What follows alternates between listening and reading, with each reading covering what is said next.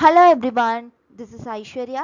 We are diving into a topic which will make us so interesting. I'm also excited for today's video and I think you are going to love it too. In this video I'll be showing you with discussing about coffee house. Let's go to the topic. What is coffee house? Coffee drinking was probably introduced from Abyssinia into Arabian Peninsula towards the end of the 15th century, became common among the Arabians and soon spread to the Europe. Brief explanation. In Europe, coffee houses became popular in course of 17th century in the city of London. Coffee houses were the first time introduced in the days or Commonwealth and very popular for decades in London.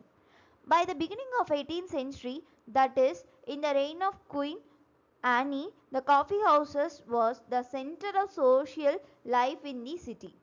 In London alone, there were as many as 500 coffee houses.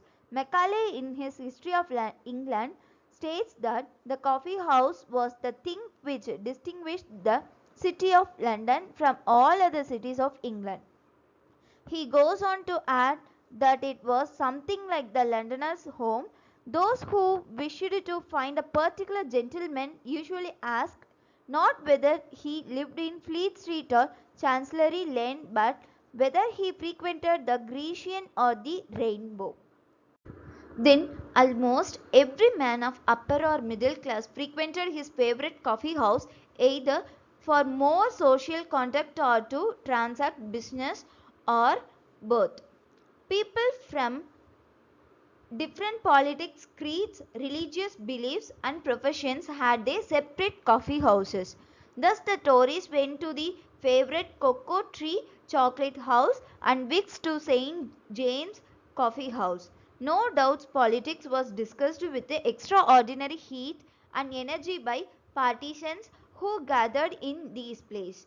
The favorite resort of learned literary men was much celebrated Will's Coffee House, which was situated between Covent Garden and Bow Street.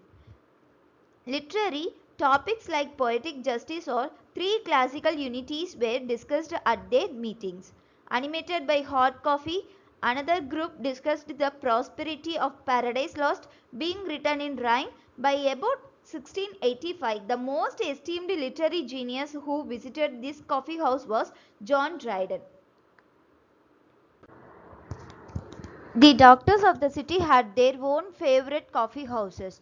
Dr. John Radcliffe, the doctor with the largest practice in England towards the end of the Restoration period, used to come to coffee house named Garraway's.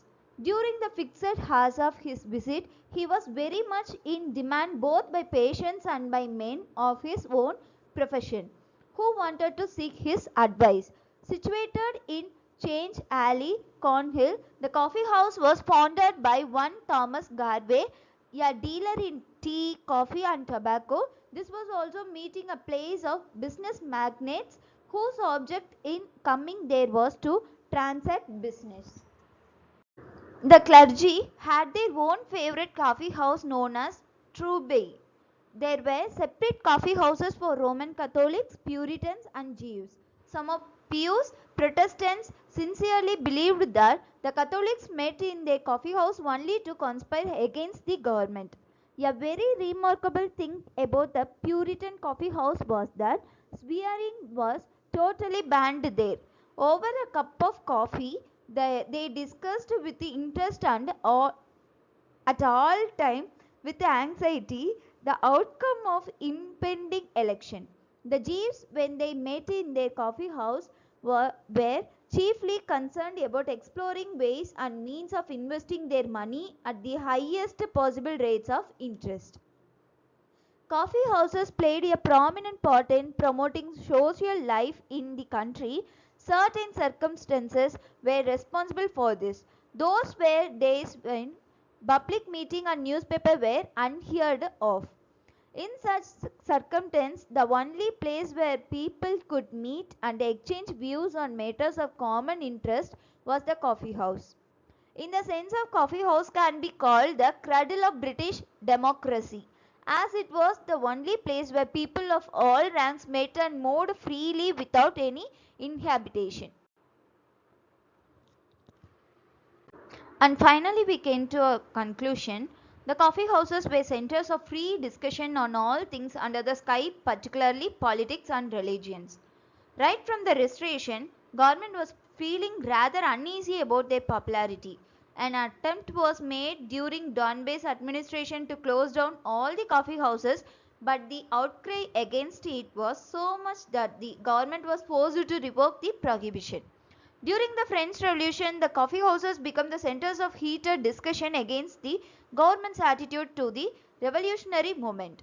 It had no other option but to order the closure of all coffee houses in the city. It was only many years after Napoleonic Wars that the political climate became favorable for the revival.